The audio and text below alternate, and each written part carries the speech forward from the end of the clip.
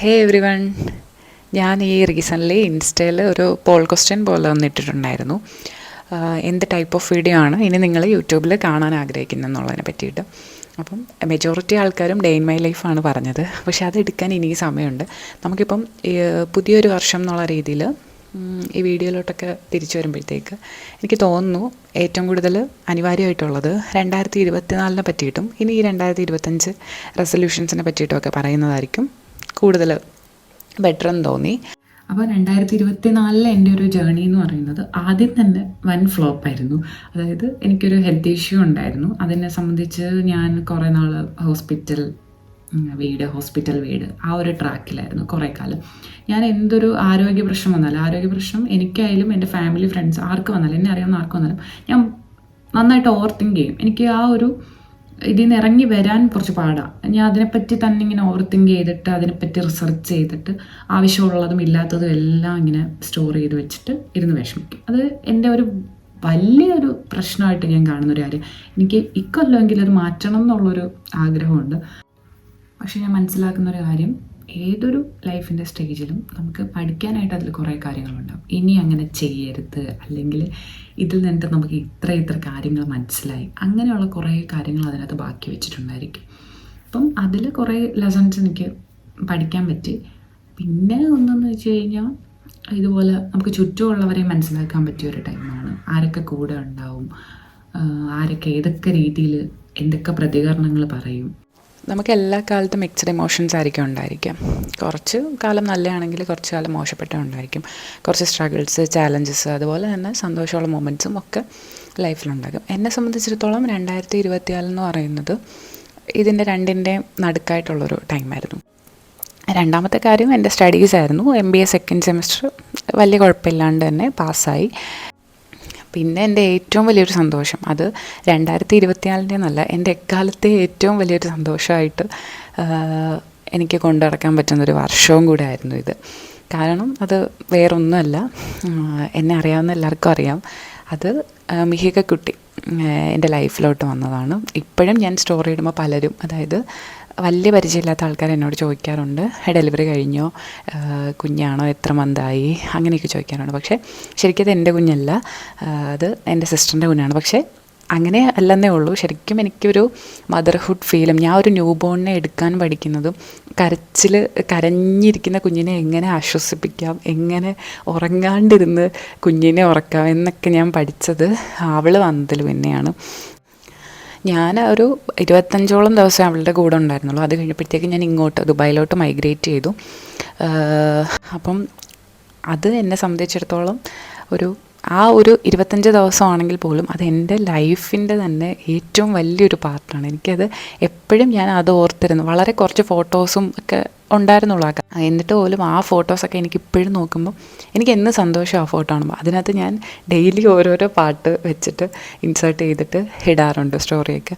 എനിക്ക് വളരെ സന്തോഷം ഉള്ളൊരു ലൈഫിൻ്റെ മൊമെൻ്റാണ് അത് എനിക്ക് തോന്നുന്നു ഇക്കാലത്ത് എനിക്ക് ഇനി 2024 അല്ലെങ്കിൽ 2025 ആണെങ്കിലും എപ്പോഴും തോന്നിയാലും ഒരു പ്രിയപ്പെട്ട വർഷമായിട്ട് തോന്നുന്നത് 2024 തന്നെയായിരിക്കും. കാരണം അത് വേറൊന്നും കൊണ്ടല്ല, അത് അവളുടെ ആ ഒരു ഇതാണ്. കാരണം എനിക്ക് തോന്നുന്നു എനിക്ക് മാത്രമല്ല, എൻ്റെ ഫാമിലിയിലുള്ള എല്ലാവരുടെയും വലിയൊരു സന്തോഷമാണ് അവൾ. അപ്പം ഇപ്പോഴും എൻ്റെ ഒരു ദിവസം തുടങ്ങുന്നതും മിക്ക ദിവസങ്ങളും വൈൻഡപ്പ് ചെയ്യുന്നതും അവളുടെ ഫോട്ടോസോ, അല്ലെങ്കിൽ അവൾ എന്തെടുക്കുന്നു, അവൾ ഉണർന്നിരിക്കുകയാണോ, അങ്ങനെയൊക്കെ. ചിലപ്പം വലിയ വിഷമങ്ങളുണ്ടെങ്കിൽ പോലും അവളൊന്ന് വിളിക്കുകയോ, അല്ലെങ്കിൽ അവളുടെ ഒരു ഫോട്ടോ കാണിയോ, അവളെ ഒന്ന് വീഡിയോ കോൾ ചെയ്യുമ്പോഴോ ഒതുക്കി വയ്ക്കാവുന്ന പ്രശ്നങ്ങളെ ഇപ്പോൾ ലൈഫിലുള്ളൂ. അങ്ങനെ ആയിട്ടുണ്ട്. അപ്പം അതെൻ്റെ ഭയങ്കര സന്തോഷം. എനിക്കത് എക്സ്പ്രസ് ചെയ്യാൻ പറ്റില്ല, അങ്ങനത്തെ ഉള്ളൊരു സന്തോഷമാണ്. മറ്റൊരു പ്രധാനപ്പെട്ട കാര്യം എന്ന് പറയുന്നത്, ഞാൻ ദുബായിലോട്ട് മൈഗ്രേറ്റ് ചെയ്തത് തന്നെയാണ്. അതിനകത്ത് എന്നോട് ഇപ്പോഴും ആൾക്കാർ ചോദിക്കാറുണ്ട്, നീ കുക്ക് ചെയ്യാറുണ്ടോ, നീ എങ്ങനെയാണ് കുക്കിംഗ്, ആ ഒരു ടൈം മാനേജ്മെൻറ്റൊക്കെ. പക്ഷേ കുക്കിങ്ങൊക്കെ സിമ്പിളാണെന്ന് വെച്ച് കഴിഞ്ഞാൽ അത് നമുക്ക് യൂട്യൂബ് നോക്കി പഠിക്കാൻ പറ്റും. പക്ഷേ ജീവിതം എന്ന് പറയുന്ന ഒരു തലത്തിലോട്ട് വരുമ്പോഴത്തേക്കും അതിനകത്ത് വേറെ കുറേ കാര്യങ്ങൾ പഠിക്കാനുണ്ട്. അതായത് ഒരു തീരുമാനം എടുക്കുമ്പം രണ്ടുപേരുടെയും അതിനകത്ത് തുല്യ പങ്കാളിത്തം, അല്ലെങ്കിൽ കുറച്ചുകൂടെയൊക്കെ ഒന്ന് മെച്യൂർഡായിട്ട് ബിഹേവ് ചെയ്യേണ്ടി വരുന്ന സാഹചര്യങ്ങൾ, അങ്ങനെ കുറേ കാര്യങ്ങളിൽ ഞാൻ ഇമ്പ്രൂവ് ചെയ്തിട്ടുണ്ട്. അത് കുക്കിംഗ് എന്നുള്ള കാര്യത്തിനകത്ത് എനിക്കതൊരു വലിയ നേട്ടമായിട്ട് തോന്നിയില്ലെങ്കിലും മറ്റ് പല കാര്യങ്ങളിലും എനിക്കത് ഒന്ന് മെയിൻറ്റെയിൻ ചെയ്യാൻ പറ്റിയിട്ടുണ്ട്. അത് ഞാൻ മനസ്സിലാക്കിയെടുത്തോളം എൻ്റെ വലിയൊരു അച്ചീവ്മെൻ്റാണ്. ഞാൻ ഇപ്പം എത്ര നമ്മൾ പറഞ്ഞു കഴിഞ്ഞാലും നമ്മളെപ്പറ്റി നമുക്കേ അറിയുള്ളൂ. നമ്മൾ എത്ര മോശപ്പെട്ട ആളാണെന്നും നമ്മൾ എത്ര നല്ല ആളാണെന്നും, നമ്മളല്ലെങ്കിൽ പുറത്ത് എത്ര നല്ല ആളായിട്ട് നിന്നാലും നമുക്ക് മാത്രം അറിയാവുന്നൊരു നമ്മളുണ്ടായിരിക്കും. ഒരാളെപ്പറ്റി അസൂയ വിചാരിക്കുക, അല്ലെങ്കിൽ ചില കാര്യങ്ങളിൽ നമ്മൾ അന്നേരം ചിരിച്ച് കാണിച്ചിട്ട് വീട്ടിൽ വന്നിട്ട് നമ്മൾ മാത്രമായിട്ടിരിക്കുന്ന ടൈമിൽ നമ്മളിങ്ങനെ അതിനെപ്പറ്റി വേറെ എന്തെങ്കിലും ചിന്തിക്കുക, അങ്ങനെയുള്ള കാര്യങ്ങൾ അത് നമ്മൾ വേറെ ആരോടും ഷെയർ ചെയ്യത്തില്ല. കാരണം നമ്മുടെ അങ്ങനെ ഒരു ഇമേജ് നമ്മൾ അവിടെ പ്രസൻറ്റ് ചെയ്യാനായിട്ട് ആഗ്രഹിക്കത്തില്ല. അപ്പം അങ്ങനെയുള്ള കാര്യങ്ങളൊക്കെ കുറേയൊക്കെ ഇമ്പ്രൂവ് ആയിട്ടുണ്ട്. പിന്നെ ഞാൻ ഒരു 2024 തുടങ്ങിയ എൻ്റെ ഒരു നല്ല ഹാബിറ്റ് എന്ന് പറയുന്നത് ഞാൻ ജേണൽ എഴുതുക എന്നുള്ളതാണ്. അതിനകത്ത് ഞാനൊരു വളരെ ക്യൂട്ടായിട്ടുള്ളൊരു ബുക്ക് എൻ്റെ കയ്യിലുണ്ട്. ഞാൻ കാണിച്ചു തരാം. ഇതാണ് ഞാൻ പറഞ്ഞ ആ ജേണൽ. ഇതിനകത്ത് തുടങ്ങുമ്പോൾ തന്നെ, വർഷം തുടങ്ങിയപ്പോൾ തന്നെ letter to my future self എന്ന് പറഞ്ഞിട്ടൊരു പേജായിരുന്നു. പിന്നെ ഓരോ ആഴ്ചയിലും നമുക്ക് ഫേവറേറ്റ് മെമ്മറീസും, അല്ലെങ്കിൽ നമുക്ക് നെക്സ്റ്റ് വീക്ക് എങ്ങനെ ഇമ്പ്രൂവ് ചെയ്യാം, അല്ലെങ്കിൽ നമ്മുടെ പ്രോഗ്രസ്സ്, ആ വീക്കിലെ പ്രോഗ്രസ്സ്, അതൊക്കെ നമുക്കിതിൽ റെക്കോർഡ് ചെയ്യാൻ പറ്റും. ഇതെനിക്ക് നന്നായിട്ട് എന്നെ ഹെൽപ്പ് ചെയ്തൊരു കാര്യമാണ്. ഇത് ഞാൻ ചുമ്മാ പറയല്ല, ഇതെനിക്ക് ശരിക്കും ഭയങ്കരമായിട്ട് ഹെൽപ്പ് ചെയ്തൊരു കാര്യമാണ്. അത് കാരണം എന്ന് വെച്ചാൽ ഇത് നമ്മൾ മാത്രമല്ല വായിക്കുന്നുള്ളൂ. അപ്പോൾ നമുക്ക് ഓരോ ആഴ്ചയും നമ്മളെ തന്നെ മനസ്സിലാക്കാൻ പറ്റും. നമ്മുടെ മോശപ്പെട്ട കാര്യങ്ങളും, അല്ലെങ്കിൽ നമ്മൾ എത്രത്തോളം ഇമ്പ്രൂവ് ചെയ്തിട്ടുണ്ട്, ഇനി എത്രത്തോളം ഇമ്പ്രൂവ് ചെയ്യാനുണ്ട്, നമ്മൾ അതിൽ റേറ്റ് ചെയ്യാനൊക്കെ പറ്റും, സ്റ്റാർസ് കൊടുക്കാനും അങ്ങനെയൊക്കെ പറ്റും. അപ്പം അതൊക്കെ ഒരു വലിയ കാര്യമാണ്. ഞാൻ അപ്പോൾ ഈ വർഷത്തേക്കും അങ്ങനെ ഒരു പ്ലാനർ ബുക്ക് വാങ്ങിയിട്ടുണ്ട്. അത്ര ക്യൂട്ടൊന്നുമല്ല, അധികം പേജസും കുറേ സംഭവങ്ങളൊന്നുമില്ല, പക്ഷെ കുഴപ്പമില്ല.